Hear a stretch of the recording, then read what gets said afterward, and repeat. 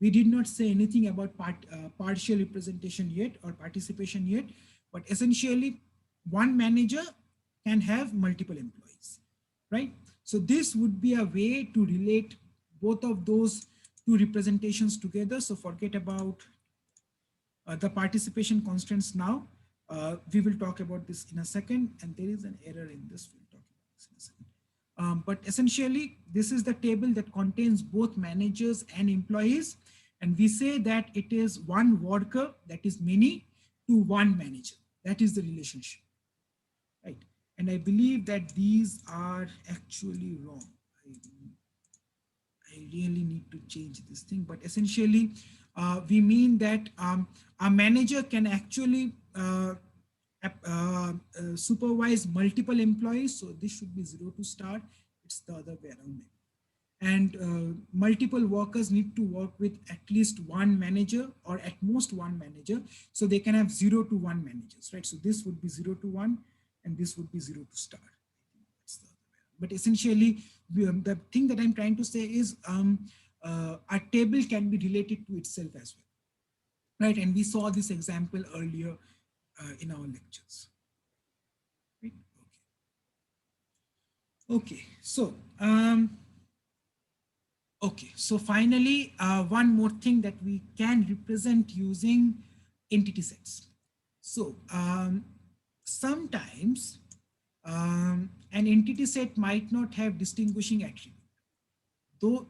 So those entity sets are usually called weak entity sets. And the best example for this would be, let's say that I have an entity set that is for a banking database that has check numbers, checks that we give out. So that, let's say that it's a check number.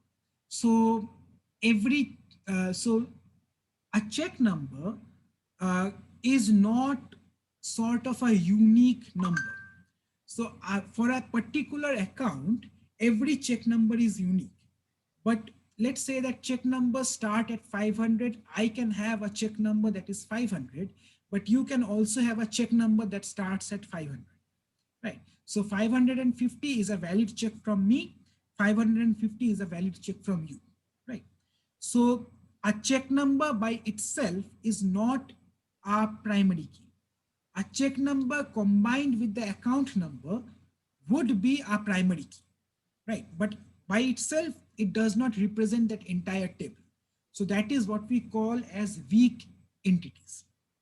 We can also add more things to it. So an account number also relates to the bank as a routing number, then an account number, then a check number, and all of those information are represented in the check itself, right? The account number, the routing number, and the check number, right? So a check number by itself is a weak entity set that is unique for a particular account, but it is not unique across the database, right? So how do we represent something as that? Like, so every weak entity must be associated by some strong entity, right? So every weak entity, every check number needs to be associated with a particular account number. Otherwise, that weak entity does not make any sense. So this is what we call as existence dependence, right? So for a check to exist, it has to have a corresponding account number, right? And this is also where cascade deletes may be appropriate, right? So if I delete a particular account number, after a while, I would also want all the check numbers related to that account number to be deleted, because those are not used anymore, because those related to this particular account number, right? Okay. So weak entities in general have a discriminator. They are also known as partial keys. And a distinguishing key would be the account number, right? So the account number itself, primary key S, because it's a strong key, S, and discriminator W, that is the discriminator key, that is the check number. So account number union check number would be the total primary key for our relationship, right? So in order to represent that, again, that is sort of similar to how we represent our normal attributes. So let's say we have our account table, we have our check table, We say that the account number is a primary key.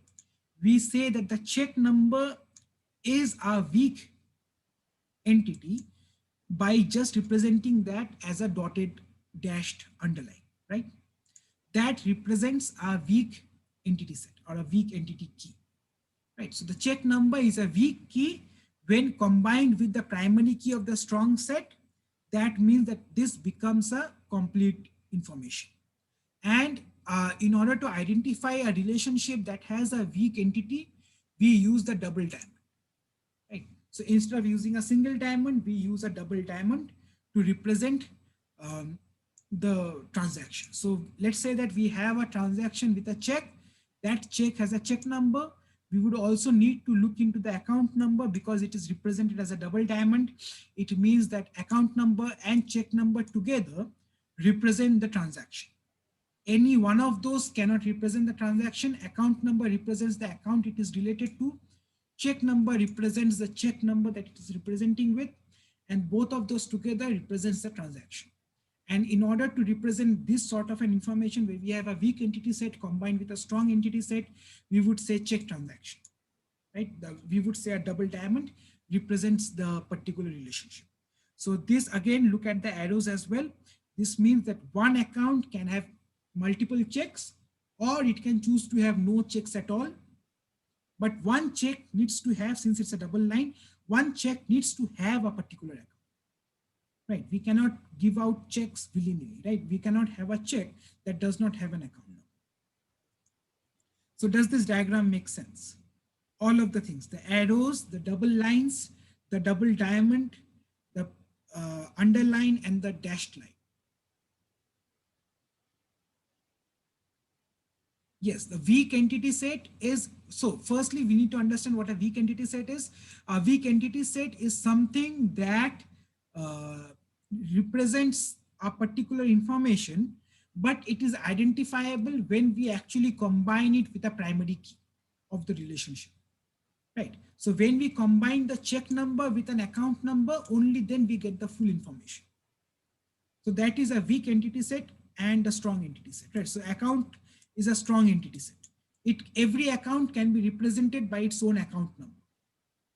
But a check number does not represent all the check dates and amounts, right? Different checks can have the same check number. We need to combine it with the account number to actually represent what check transaction we are talking about. So that is a weak relationship. And we say that this is a weak relationship by using a double diamond, right? And no, it does not have to be one to many or many. It could be one to many to many. It could be anything. This example is a many to many, or this example is a one to many. But in the broader sense, yes, it might look like this, but in the broader sense, it shows that it is, it means that usually it is going to be one to many relationship. Usually for all databases that I have come across, more or less, it ends up being a one to many relationship. But you can design a database that is sort of many to many, but also has a corresponding strong relationship for that particular table, right? It does not have to be a one to many relationship. That's what I'm saying. Okay, and this double line means that it's a partial relationship. So that also means that a check number needs to have an account number, but an account number does not need to have a check number, right? So do we understand all of the components here? Any questions about these things? The underline, the arrow, the double line, the double diamond, the dotted line.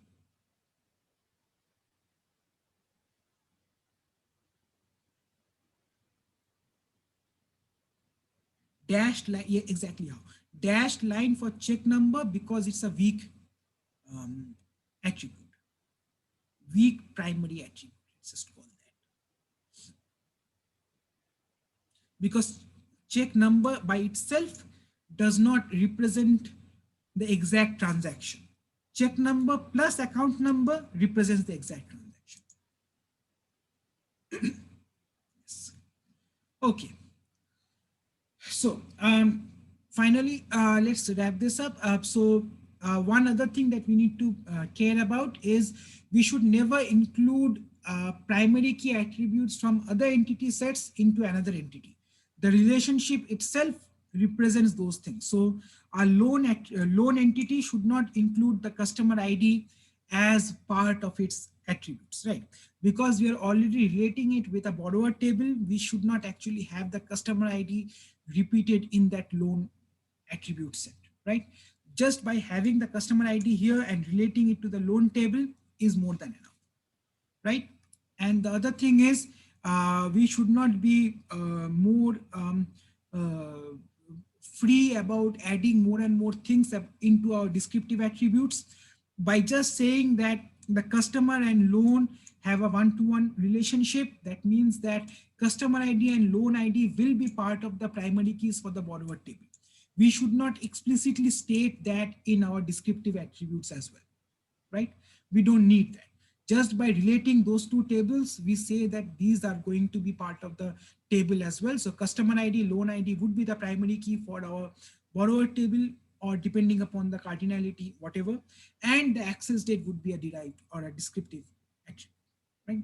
So we should not add unnecessary attributes more than once in our ER diagram. It sort of follows through from that ER diagram as well. So there are sort of many programs out there. If you search online, you can also find it, that actually allows you to draw an ER diagram for the database and actually creates a schema or creates a SQL code for that particular ER diagram. So you can sort of draw an ER diagram like this, and it would actually create the corresponding SQL table or the corresponding SQL query that would create these sort of tables for you. Right? So there are many programs out there. We will not be looking at those programs in this class, but just as a thing to know, we have those programs out there that can actually, and you can make a Google search or something, but you can do a Google search or something, but essentially we have tools out there that takes an ER diagram as an input and generates a schema table or a schema SQL code for creating those tables for you, right?